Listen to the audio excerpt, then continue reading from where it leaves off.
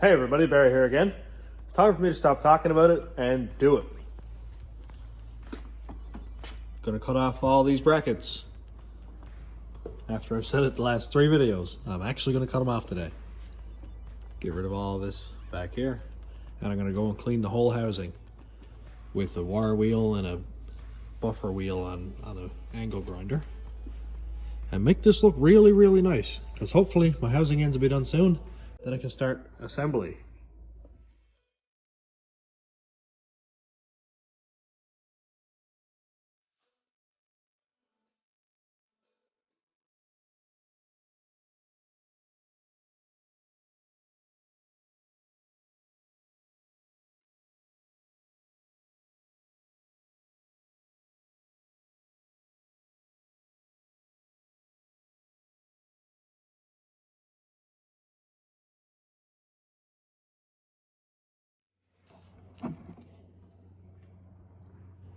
Brackets are all cut off. There's what's left over. I can start grinding down these welds. You can see they're still high. Grind all those down nice and flat. All this stuff here. And for that, I'm going to use this. It's a 40 grit flap wheel on an angle grinder. You get rid of them pretty quick if you're doing a lot of grinding with them. But with this little bit of a high spot there, it's not going to be too much damage on it. Moving right along.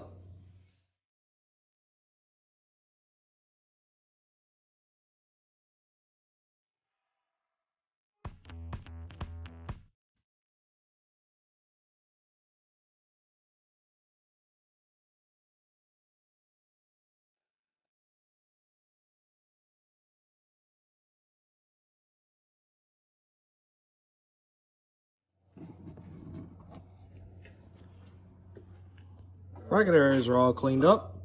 I got a bit ambitious with the cutoff wheel in a couple spots. Nicked it over here. I just cut a little bit too deep. Not a big deal because I'm only in just enough to make a mark. I think I might just fill this with weld and then grind it down again. That won't be serious. Nicked it over here a little bit. This is actually a hole from the factory weld, which is funny. I guess it doesn't go in all the way because it doesn't seem like it was leaking. So now I'll take a cup wheel and run over the whole diff. I like the cup wheel when I'm getting rid of rust because it doesn't actually remove any material from the metal, just any loose flaky stuff like this up here. It'll get rid of all that, and it should make it pretty well bare metal. Here's our cup wheel. It's knotted wire. Now this stuff kicks up a lot of dust and a lot of rust, a lot of metal. That's not a good idea to breathe it in. I normally wear a respirator or a mask, but it seems like the whole world is out of stock, so I guess we're going uncovered for this one.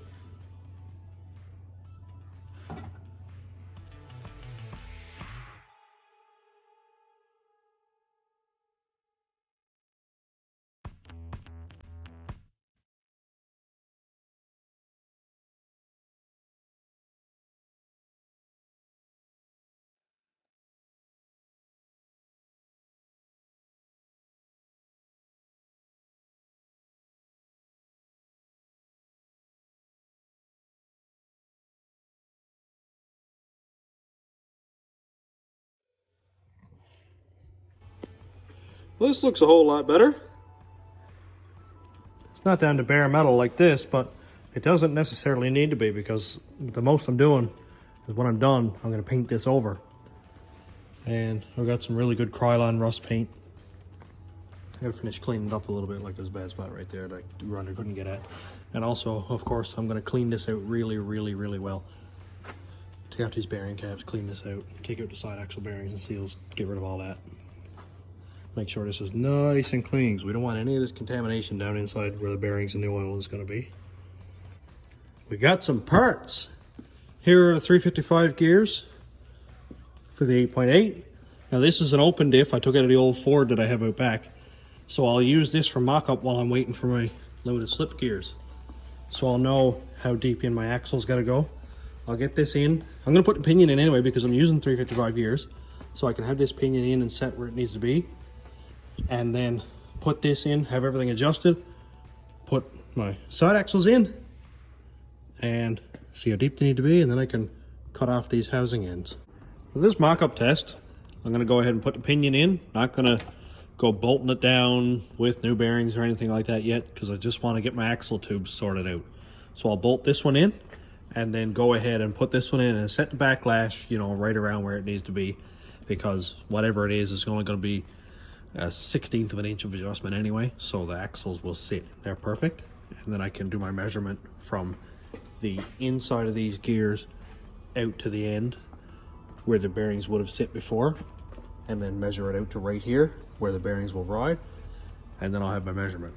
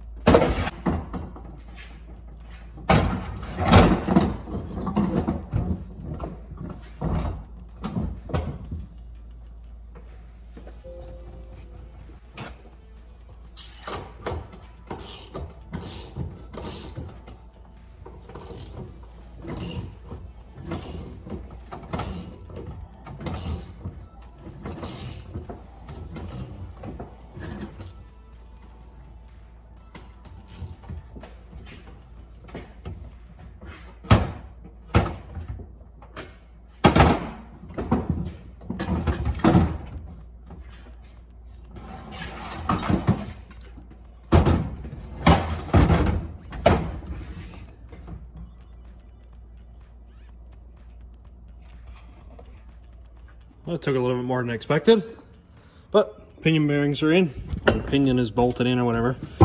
I got no crush sleeve in there, no seal, just a pinion bolted in, just so I can set up these main gears and check the axle depth.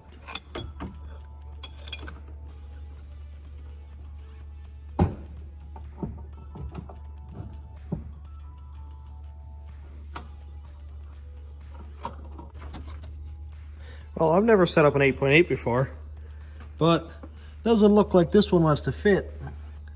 The gears for the reluctor, this Ford pickup that I took these gears out of, had a wheel speed sensor on top of the housing. So obviously that's not going to work. So I got to figure out how to take this gear off. I'm not using these, so I might just grind down this enough to get it in there, just enough to get everything to fit. I don't really care about that, because I'm never going to use this anyway. If I do use the gear, it'll just be this piece, so I won't touch that. And then we'll get this in.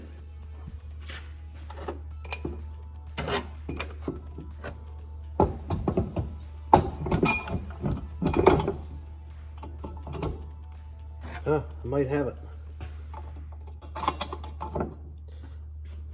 These spacers came out of the truck too, so I don't know if they're required on this one or not.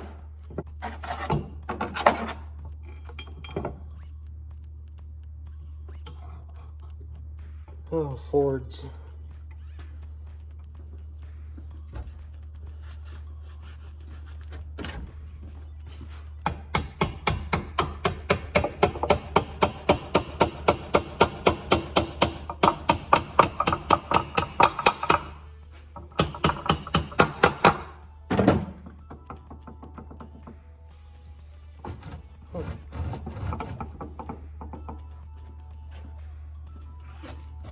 Okay, so I just kind of tapped this one in with the hammer and this spacer here, and our backlash is like fine.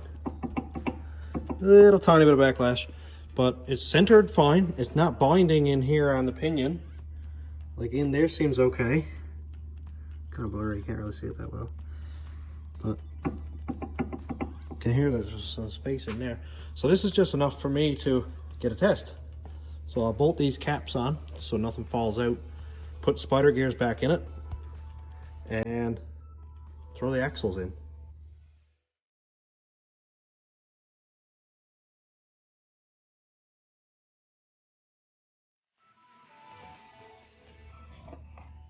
This is all bolted in. I went ahead and put the spider gears in, and I put the pin in here to hold these spider gears, which in turn hold these gears. You can see here that we just have open diff and all that nonsense. And I put this pin in. I'm only screwing it in just far enough to hold this pin because this one is stripped out and I'll never get it apart again. That was really, really hard to get off. I had to smash a socket on there just to get it to fit and unscrew. So now I can put a tape in from the bearing surface here right to the edge of this gear so we know where our spline engagement is. I have it hooked into the edge of the spider gear here just to get a rough measurement. And out to the edge of the bearing surface is 27 and we'll say 3/8. Yeah, 27 and 3/8. And our axle from the bearing surface to the edge of the spline. Now I'm not going to hook it to where the C-clip goes because that's being disregarded. There. And it's going to be right on 25 inches, 25 1/8, something like that. So it seems like I'm going to have to cut 2 1/4 inches off just to be out to the outer edge of the bearing surface.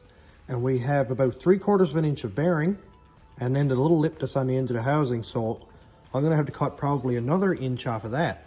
So we're going to be 3 1/4, 3.5 inches in that I have to cut off in order to weld on my housing ends. And we can see that with nothing cut off, this just rested right up against the bearing surface. Can't even see our axle. It's tucked in there, kind of. Let me see if I can get some light on. Here we go. We can see that our axle is not even engaged at all. So I'm going to go ahead and cut the 2 1/4 inches off. That'll have me right out to the edge of this machine surface right here.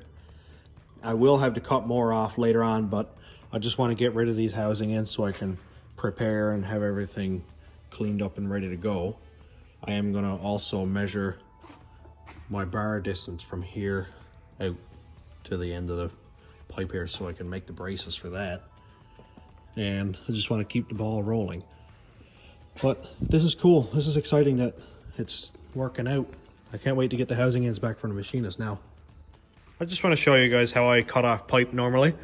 I don't have a bandsaw or anything like that. And these chop saws tend to cut pipe to a squish because you can see that there's deflection in the blade. So as you're cutting, everything sort of kind of does this and cuts on an arc.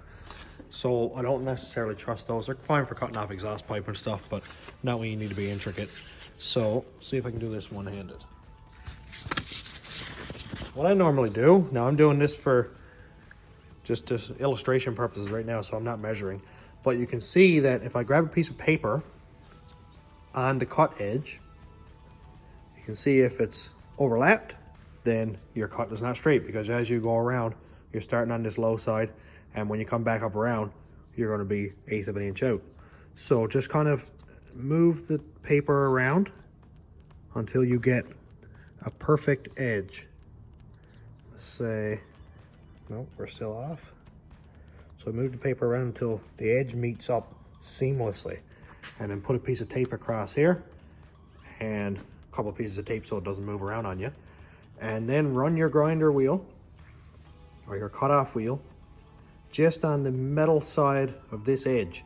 Don't hit the paper, because then when you get up to the end, you could be half into the paper over here and not at all over here, so you could still have an uneven cut. So if you keep your cutoff wheel on the outer edge of this paper here and don't actually touch it, you should have a near perfect cut the whole way around. And I'll see if I can get a close-up of cutting it with the grinder in a second.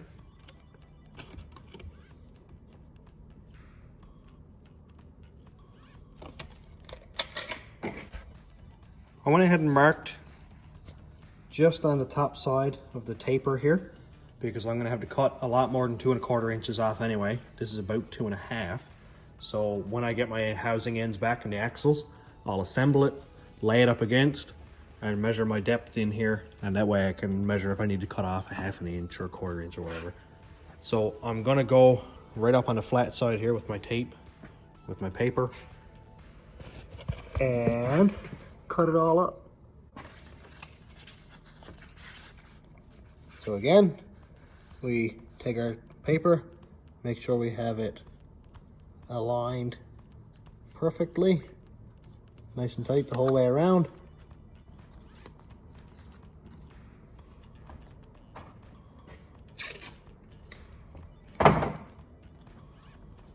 That'll stop it. Now we can run our grinder right on the edge.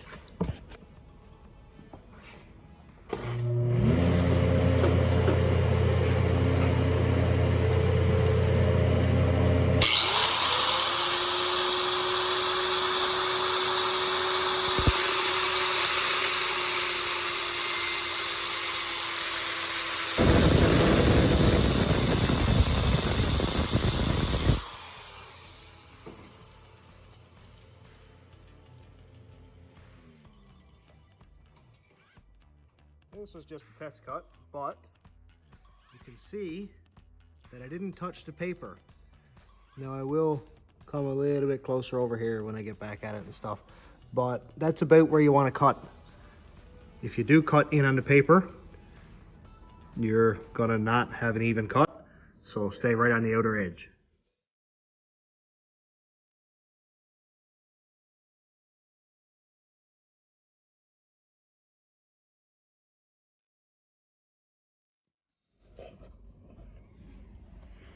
Well, this is sweet. You can see here, we didn't actually touch the paper anywhere. We've got a nice clean cut. I'll run over this with the file, just, you know, face it off a little bit. Where I started and finished, there's a couple little nicks. But this is gonna make for a really nice, true, straight cut. My housing ends are off at the machine shop now, getting faced up just like this, so this should butt together nice. I'm also going to bullnose this or chamfer this on a 45-degree angle. I don't know, down maybe an eighth of an inch, just so I am not trying to weld the full thickness of the 1/4 inch or 3/16, whatever this is. I'll be welding a little bit thinner, but building it up with the weld. The machinist is also going to chamfer the other edge, so we'll have a nice V to weld in. It's going to be sweet. I know I'm making a little bit extra work for myself by cutting this off now and then also having to cut off later, but this is a step that I've been wanting to get out of the way. So I went ahead and did it. No big deal.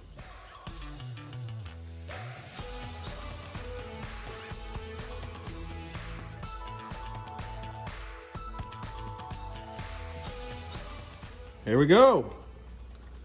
Both axle housing ends cut off.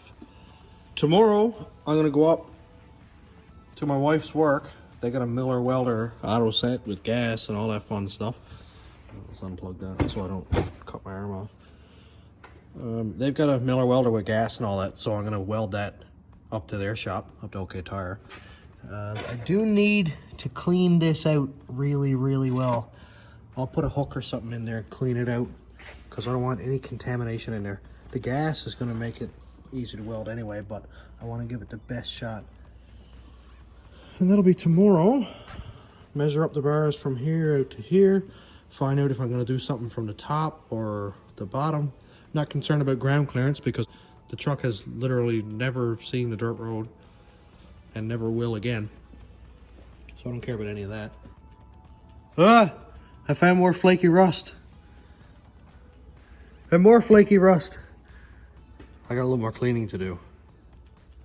Got some progress done tonight. Axle ends are cut off. This is all put together so I can check the depth. I might actually make a tool because I'm probably going to do more of these 8.8s. I'm probably going to make a tool to have bolted on down here with tabs going in that go up against this gear and up against this gear, so that when I don't have this stuff, say if it's all out and empty, I can just bolt on this tool and measure from the inside of it out to match the distance of the axles that I have. It will make everything a lot easier. I've seen them for sale, but you know me, I like making stuff. So that's another day conquered. We're all done. I'm gonna get a hold of the machinist tomorrow, see what he's got on the go, see if he's got my housing ends done.